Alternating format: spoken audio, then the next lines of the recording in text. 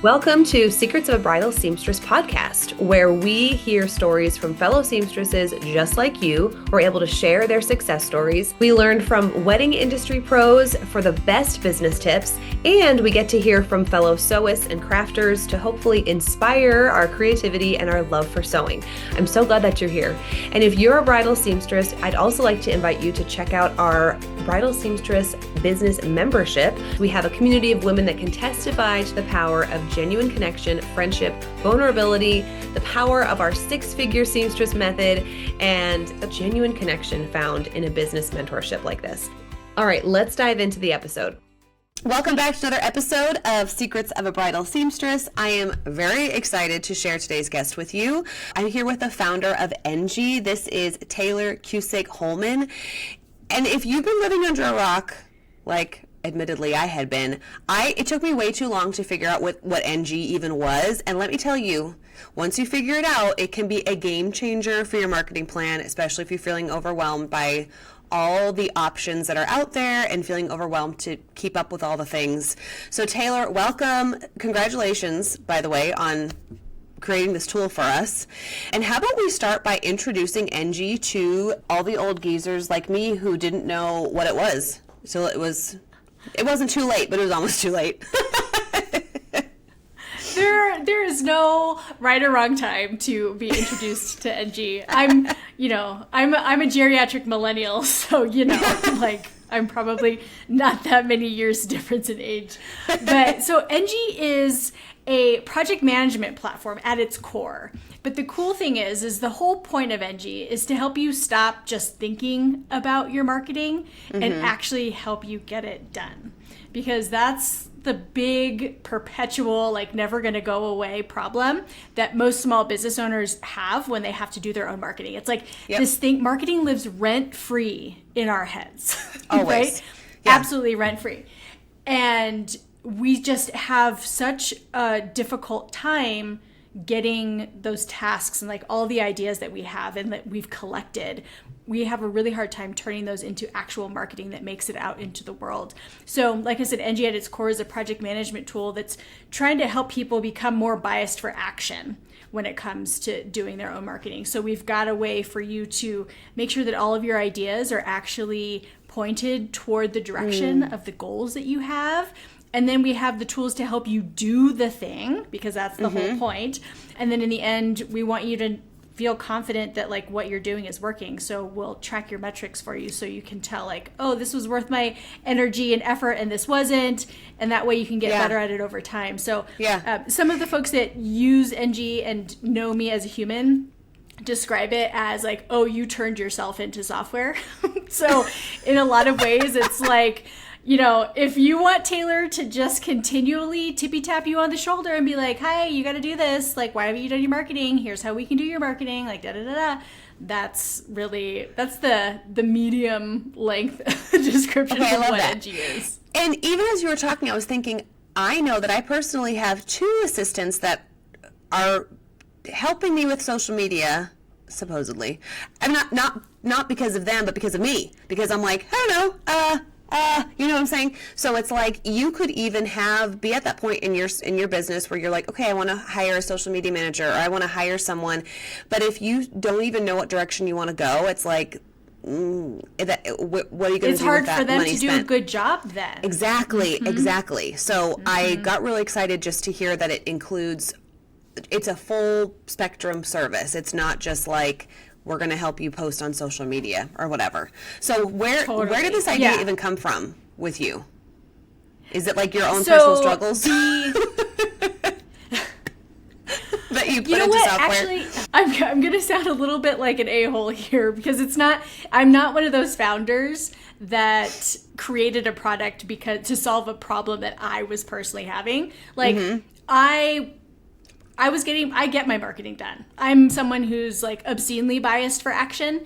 And so even when my plan lived here and I had to use all these different tools to get it done, that was not a problem, because as a marketer, I understand the machine that I'm trying to build and keep running. So Enji was really inspired by all of my clients.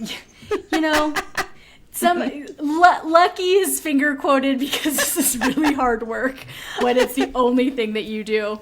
Like take all of the messy soup of emotions that you feel as a business owner who just has marketing as one of their hats, and like multiply that many times, because that's the only thing that I really think about. So it's like marketing is this really big gorilla that sits in the corner of my office every day. So Enji was really inspired by my clients, that when I was consulting and had services where people could hire me to create their marketing plans for them, they would get these 20-page PDFs. I would spend so much time thinking just about their business and, writing everything out. And then I'd give it to them. We'd have a call. They'd be like, this is awesome. This is like all of the clarity that I needed to know, okay, this is what I need to do. And then they wouldn't do the thing. And so that sounds familiar. Yes, a lot of people have invested in consultants or courses or, fill in the blank to help them figure out what the plan is. But then again, the breakdown is like, you don't actually do the thing. And so at one point I had a client, shout out to Karen of Blissfully Styled Events. She knows this, but she, like a few months later, after she got her strategy from me, she was like, you know what, if you could just like get this on my calendar, it would be so much easier for me to do. And then I was like, okay, there's something here. And my husband and I had already been kicking around, like he had started building the guts of a software platform for fun during the pandemic because he's an Uber nerd and I love him for it. And so we had already started like kicking around these ideas. And then once Karen said that, I was like, okay, maybe this is something that we should try to build a piece of software for just the folks who are like, okay, I know what marketing needs to get done, or maybe I don't know what marketing needs to get done, but in the end, how am I actually going to get the posts out, the blogs? Yeah, get from point A to point B, like even get it off of Canva and somewhere. Get your designs off of Canva. Yes. All these cute pictures I took. What am I going to do with them? Yes, I love it. This is such a cool story. Yeah, it's been a really fun journey. So we started working on it during the pandemic. Like the summer of 2020 was when we had the idea for it and all that kind of stuff. And then we built it because this was before the days of generative AI being available to the public. And so every line of code was written the good old-fashioned way. And so it took us 2.5 years to get Enji to the point where we could push it out of the nest. Yeah, it's like building a software is... the experience is so different for people now that they can vibe code things and that Claude Code exists. I mean, there are times where my husband, who's my co-founder and the lead engineer, there are times that he uses Claude Code to get things done quicker. But like knowing that we had to do everything by hand is something that it's an experience I will never forget. We'll just put it bonding. at that. Yes. But look what you created. Oh my goodness. Yeah. So who was your first client when? Was it Karen? Or like when did you start hearing after you pushed out like your beta from the nest that you're like, this is working for people? Give us some stories. Yeah. So the very first person to subscribe was on launch day. And I was shocked because I was like fully prepared to like say Enji's live and for it to just be crickets for a while. But Wendy of Every Last Detail, she was our very first subscriber and she still uses Enji even though her business has shifted over the years. And she was like, this fits my brain. Like this is all the things that I know I need to be doing, but have really struggled to like get it, right? And so that's one of the things that we hear over and over again from folks is that one of the biggest things that they appreciate is the like bird's eye view that they have of their marketing now, where in the past, right, like if you had stuff living in Canva and Later and a Google Sheet and, you know, your Claude or ChatGPT account, it's really hard to see what is actually going on. And so that's one of the things that I'm really proud of is because I'm a former teacher, like classroom teacher. Me too. And so, what did you teach? Oh, what grade? So not grade. I wanted to be a community college professor. I teach sociology. So I was like the young adult sort of group, cool but one. I ran an after school program for a middle school for 4 years with the YMCA. So I also have a lot of experience with the middle schoolers, which they're not as bad as everybody thinks. Yes, I taught middle school for 9 years. And I say this all the time, like teaching 4-year-old women and teaching middle schoolers, it's the same thing. Pretty the same. You know, like we're the same souls in just growing bodies. Bigger you know bodies. what I mean? Wow, I love that. And that makes so much sense because I do feel like teachers, we have superpowers. Like you gain so much knowledge of just how people work and what they need and how to help people when you teach. Like, wow. Yeah. Okay. Yeah. And so that's why like there's a lot of guidance built into Enji, because I do want people I want that switch to flip, right? Like that's the whole point. Like that's the whole reason like teachers get out of bed every day, right? Like we want the switch to flip and for our students to go, I get it now, right? And that's one of the best things that we can do, because it's the teach a man to fish approach instead of just giving them the fish, where as a consultant, I was just giving people the fish. And so like the fact that Enji has been doing that for folks makes that part of me just really, really happy. Yes. Okay. Well, thank you, Wendy, for giving you that little boost to kind of like, this can work. Yes. Okay, that's awesome. Okay, so let's unpack. Before we hit record, we talked about something you said was so cool, how you said your marketing shouldn't depend on your creativity. It's a project. And I love the way you said that, because I know me personally, it's like, it is a creative thing, or it's like, I don't really know. Well, it's not going to be funny, or like, and then nothing happens until I'm like inspired, and then I write down the ideas. And I think that's how most people feel, So please help us separate the two. Like, what does that actually mean? And then how do we flesh that out in our businesses? Yeah.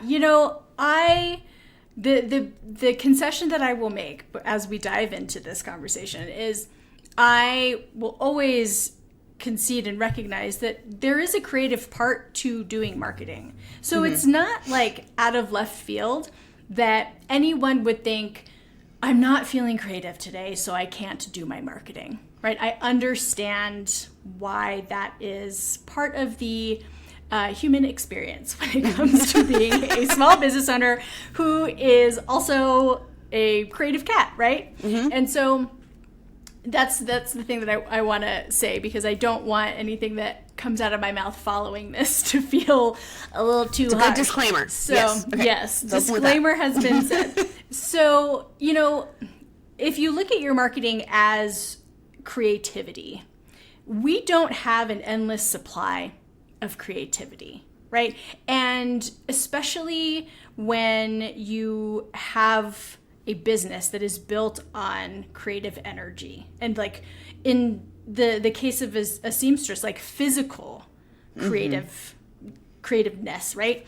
If you then think that, okay, I have to do this other part of my business that requires creativity, by the time you get to it, you're tapped out, right? Like the well has run dry. And so that's one of the reasons that people who are creative and like the time that they are trading for money is tied to their creative minds. That is one of the big hurdles that I see sitting in front of people that keeps them psychologically just like stuck when it comes to getting this part of their business done. And so the other reason that it's not, in my opinion, the best point of view to look at your marketing from is because creativity is not, just like we don't have an endless supply of it, it's not constant. Like we aren't always creative.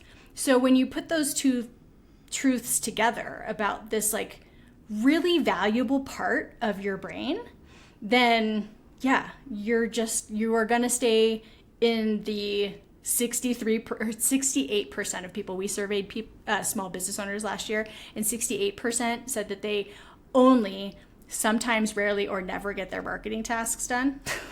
So like, the numbers support this, right? Yeah. And so when you think about marketing as a project, that I'm a very like realistic, tactics-based person in general. And so when you look at marketing as a project, there are steps that you can follow, right, that are clear and just like more bite-sized. And there's typically a start and an end to it, to a project. And yes, marketing, the other asterisk that I have to throw out here is like marketing is the project that is never going to end for your business. Yeah. It's just like, oh, we have a new project. But for people who are struggling to be consistent with their marketing, then looking at it as, okay, I have this 2 to 4 week push that I need to do, right? And checking off the boxes, and then maybe you let yourself take a break. Or in that 2 to 4 week push, you have pre-scheduled out like a bunch of marketing content. So you don't have to use that creative energy every single day for this part of your business, right? That's just it tends to be a productive and different approach to getting this thing done when historically people have tied it to how inspired they feel, how motivated they feel, how creative they are in the moment. And so, yeah, for creative business owners, that can feel like a really stark change, but it is, in the end, it's a pretty simple behavior change. It's more of a mindset shift that people need to make in order to be able to stick with it over time. Oh, I love that. Like, it's so much what you're saying. I was like, oh my gosh, that's me, or that's been me, or like that part. Yes. So can you walk us through when you start a profile on Enji, what does that look like? How do we set it up? Tell us how this works, because I know that there are listeners who are like probably going to stop sewing and write these things down. So. Okay, so put down all the sharp objects, right? Because that is your job. Step away from the machine. Yes. Step away. So the first thing that Enji's going to ask you to do is play a game of 20 questions with it, because it wants to get to know your business. And we built our own artificial intelligence, and then my husband built an interface for me to like put my brain into what this AI is, so that it's really, when you're telling Enji about your business and answering these questions, what it's going to produce for you is based on my marketing knowledge. Okay. Which can we stop and talk about your husband for a minute?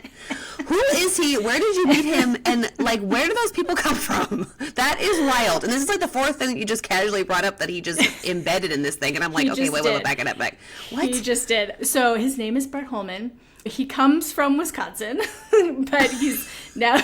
right? So his background, he's always been in technology, and the low-key thing here that is, you're like, oh, okay, this makes sense now. He, before working on Enji full-time, his corporate jobs, he was running the AI departments at Amazon Web Services and Intuit. So like his most recent corporate job was his team built all of the generative AI tools that all Intuit companies would then use in like MailChimp and QuickBooks and da-da-da-da. So I have a really exceptional technical co-founder. That is incredible. Like, you guys are like a power couple. Wow. Yeah, it's been really great because Enji is a bootstrap startup. We did a friends and family round of fundraising in the early days, but like, it's Brett, myself, and we have one other co-founder who's also technical, and then like, so that's the Enji team. And I'm fortunate that I have a social media manager and a blog copywriter, and then we have sort of a fractional CMO also, because she compliments me because she loves the numbers, and I'm like dangerous enough with numbers, but that's not where my brain lives. Right. And so we're a very small team, and all Danny, Maddie, and Kara are all part-time contractors. So as a bootstrap startup, the fact that we have the marketing piece and the engineering piece in me and Brett is huge. It's huge and unique, because usually those are the two things that people need to hire out. Yes, which are very, very, very much like costing a lot of monies. Yes. So you are the gold mine of your own business. That's incredible. Yeah, at least when it comes to a knowledge, right? I mean, we are also the biggest financial investors in Enji, so I guess technically from a gold as a currency wisdom perspective is like, what? Yes, that's crazy. Yeah. Okay, well, so thank you for that. Yeah, I so it's been forgot really where cool I cut you off to hear about the husband. So I was talking about how we have artificial intelligence built into Enji. Yes. But when it comes to creating the marketing plan for folks and like how Enji is getting to know your business, it is not ChatGPT or Claude. Like, it's how does a small business marketing consultant who I have really deep roots in the wedding industry, like how does this part of my brain think about advising you or guiding you with your marketing? So that was one of the things that at the time we had to do, but also I'm still really glad that we did it, because marketing a very small business, meaning like businesses where it's the founder and they wear all of the hats, right? Like they do everything themselves. That is fundamentally different than marketing a business where you have like 20 to 50 employees or anything bigger. And the internet isn't actually great at giving advice for solopreneurs when it comes to marketing. So that's one of my sort of selfish like moments of being thankful that we did this the hard way in the end. Yeah. But so that's a really important piece of what Enji does, is it gets to know you right out the gate. Like, that's the first thing that it's going to prompt you to do. And then after you let Enji get to know you, it has like built your brand voice, so you can start using the AI copywriter to draft things that sound like you right away. It gives you ideas for content that are personalized to your business right away. And it's already mapped out the tasks that you can take care of that are directional to your goals on a calendar, but it's also spaced them out based on how much time you said you have to work on marketing. So, because that's another thing that I see people do, is they get like, when they get inspired, they're like, I'm going to do all of the marketing. And so I'm going to do these 18 things. And then they go, I can't sustain this. And it's like, you bite off more than you can chew. And again, because I'm a realist, Enji is like built in with these constraints of, no, you told us that you only have 2 hours a week to work on your marketing. So here's how we would map out you actually doing that in 2 hours a week, versus someone who says, I have a full day every week to work on my marketing. Their marketing plan looks very different. Yeah. And it's because it's on the opposite end of the spectrum. Can you change that? Like, because I'm thinking of seamstresses, okay, we have busy season, slow season. Can we kind of tweak that throughout the year? Like, I want to really hone in on marketing since I have extra time. Yeah, totally. So like in Enji, once it's created your initial plan, there's this concept of a repeating task, because I'm trying to really help you pick up marketing as like a habitual routine. Yes.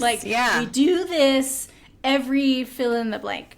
And so when you have more time to work on your marketing, you can increase the cadence of those repeating tasks. So let's say instead of, you only have the capacity when you're super busy to schedule social media posts once a month, and you're just doing like one post a week because that's all you've got time for, then you can increase that cadence to, I'm working on this twice a month, and I'm posting more in each 2-week chunk. On the opposite end of the spectrum, when things get busy, I absolutely encourage people to slow things down, but never not do any marketing. Okay. Because that's not bueno. But yeah, so you do have control over how much marketing you're doing and how much you're sort of taking a little bit of a strategic break. And we also have these, I mean, they're basically marketing projects, but the jargony term would be marketing campaign templates in Enji. And so let's say you find yourself with more time over the next couple weeks and you go, you know what, I really want to work on my SEO for the next couple weeks. And so you pick that marketing campaign template and it maps out the tasks for you to do so that you can spend, you know, the next 2 weeks putting in a more concerted effort into that one part of your marketing. So it's a really, Enji is not a blank slate, which is super helpful for people who are time poor, trying to do a good job, like maybe have some control issues, but still don't want to like be responsible for everything. Yeah. And so you can always use Enji as a jumping off point to help you do more, less, or just like consistent marketing. That's all very exciting. I'm pumped. Like, I'm so excited for listeners who, because I appreciate how you said there's not much out in the interwebs for solopreneurs. Yeah. Like, there's almost like this expectation that you're going to have some people who work for you. And I think even like for those of us, I have 2 seamstresses who work with me, but like, that's really small. You know what I'm saying? And I have help, you know, for other parts of the other business or whatever that's like virtual help. But I think that's where a majority of our listeners are. Either they're working by themselves or they have a small staff, and there's only like so many hours in a week. And I think one of the first things to go during busy season is this, because there's also this little voice that says, okay, well, I'm already booked, so you know, like, so let's talk about that piece where you feel like, I'm good. Like, look, my books are full till December. Do I even really need to be like, put myself out there? Why is it important to still stay current, even if you're quote unquote full? Yes. So the thing about marketing is that it is not instant gratification. And if you think about your past or future self and that moment that you've gone, my books are not full enough, right? How quickly were you able to get them full? It wasn't like at a snap of a finger, you posted something on Instagram and all of a sudden that white space was now booked and making you money. So there's this natural lag time to marketing. And, you know, people in general talk about there's a 60 to 90 day lag for what marketing goes out and when it's actually going to start making you money in terms of like just getting inquiries, right? And so the way I like to talk about it is marketing is like farming. You got to plant a seed, you got to nurture that seed, and then eventually you will have something to harvest, i.e. inquiries and invoices for your business. And so if you are sitting there and you're like sewing until your fingers are bleeding and you go, I don't have time to do any marketing right now, and I'm booked for the next 8 weeks. Okay, well, what about the 8 weeks past that, right? And so this present you is not doing future you any favors. You're just creating future stress, because then you're gonna go, I have time to work on my marketing now. But you're not going to, you're gonna have to wait for that marketing to bring you in more leads. So, you know, it's the very cliche feast or famine cycle. And again, I understand that. I mean, I do my own marketing for the most part. Like when things are busy, you're like, okay, how do I make this fit? But that's why it's okay to say, okay, well, for this next little bit, I only have the capacity to do bare minimum marketing, just enough to keep the lights on. And that is the smart thing to do. And then, because at least you're showing up, you're doing something to make sure that folks are discovering you, that you're bringing them closer to realizing that you're the right seamstress for them. And you're also just staying top of mind, again, another jargony term, like you're just like tippy-tapping them on the proverbial shoulder, because in the end, we don't know when our potential clients are going to be ready to say yes. And that is why marketers consistently are talking about why consistency is important in marketing. Because if you've gone dark, then again, you're delaying your next income, but then you're also not putting yourself in front of people often enough to give them the chance to go like, oh yeah, I was looking at them and now I'm ready to book this work. And one of the interesting stats that I recently looked up is about marketing touch points. Like, how many times does someone need to see your brand, your business before they're ready to buy? And maybe you've heard of the rule of 7. Yeah. Where this is at this point it's antiquated, but for folks who are listening who are like, I have no idea what the rule of 7 is, there was this old rule in marketing that someone needed to see you 7 times before they would buy from you. And Nadine, here's a question for you. How do you have an average of like how much people's services cost? Like of the seamstresses that listen to this podcast, are they like under $1,000? Are they over $1,000? Oh, I'd say probably the average is a little under 1,000. Okay, a little under I'm thinking 1,000. of like, how many listeners that we have. I know the average like within our membership, but not because I see those numbers, but I don't know necessarily listeners. Yeah. Okay. I don't know anything about their businesses, really. Okay, so even if your business, even if your services costs up to $1,000, which is what you just mentioned, right? It takes 15 marketing touch points now for someone to be ready to buy, right? So that's more than double. 15, 1 5. Okay, people, it's doubled. Yeah. It's doubled. It has doubled.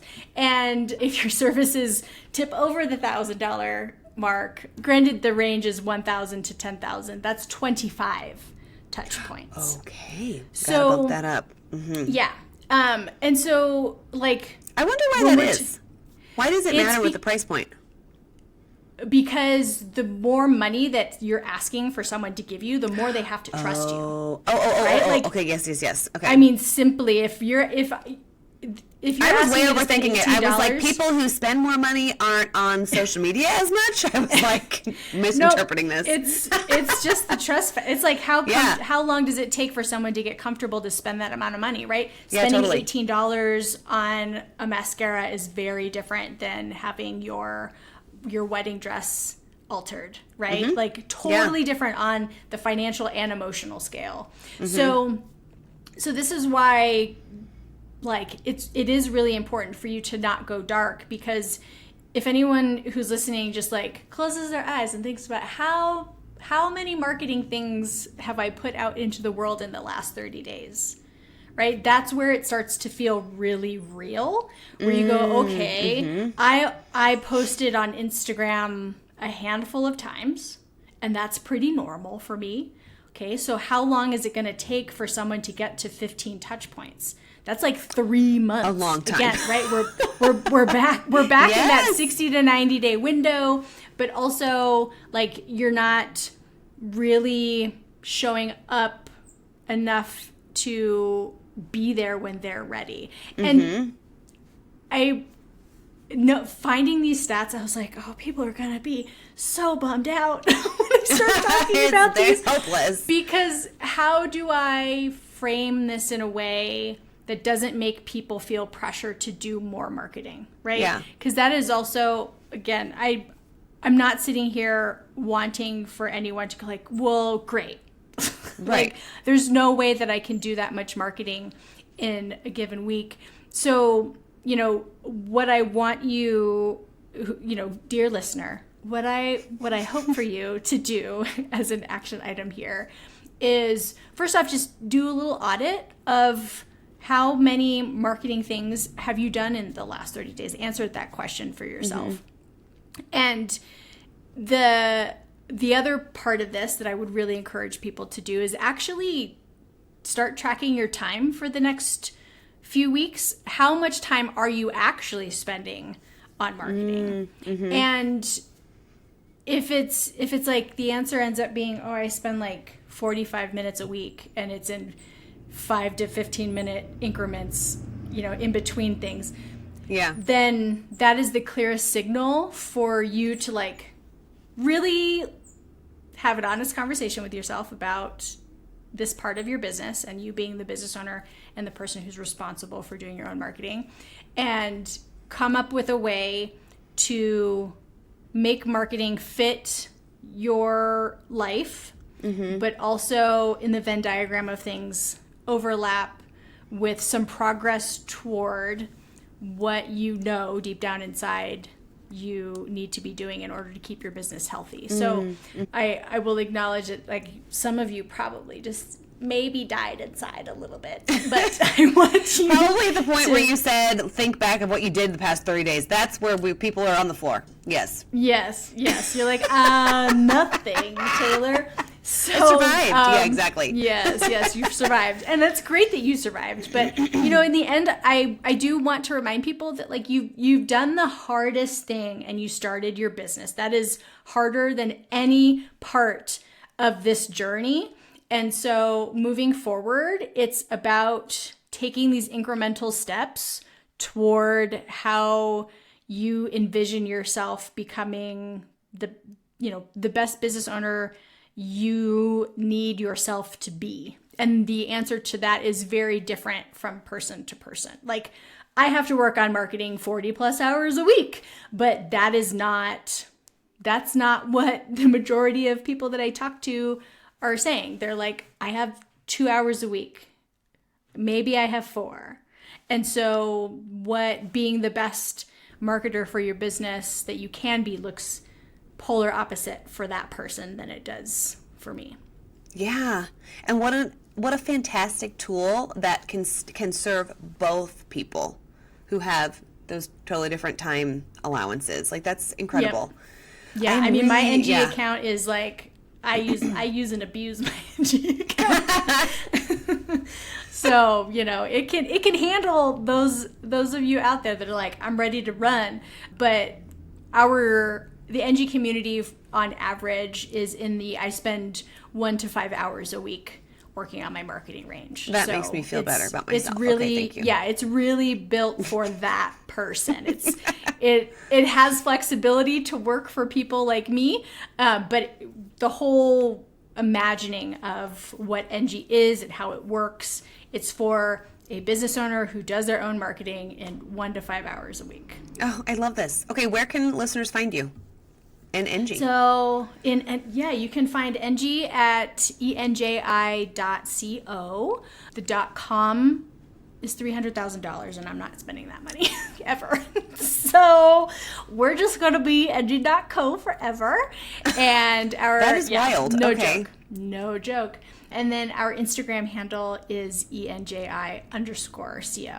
But I would really encourage anyone who listened to this and felt like a little bit called out to start a trial, let Enji get to know your business and at least see what the marketing plan it puts out for you is. Because that's step one, is just seeing maybe what, like, Enji's suggesting you do behaviorally, but also topically, that maybe you didn't think of. And that's a really great first step to reimagining how you're going to handle doing your own marketing on a consistent basis. I am so excited. I can't wait for, like, the testimonials to roll in from listeners who are like, oh my goodness, this is the best episode. So thank you so much for your time. I cannot wait to get this information out for our listeners. And yeah, if you're listening to this and you're like, oh my gosh, this is amazing, tell me how you're inspired. Shoot me a DM, share this episode with a friend who also is posting once in summer, and let us know how it goes. Taylor, thank you so much for your time. I cannot wait for this information to get to our listeners. I appreciate your time so much. Thank you so much for having me.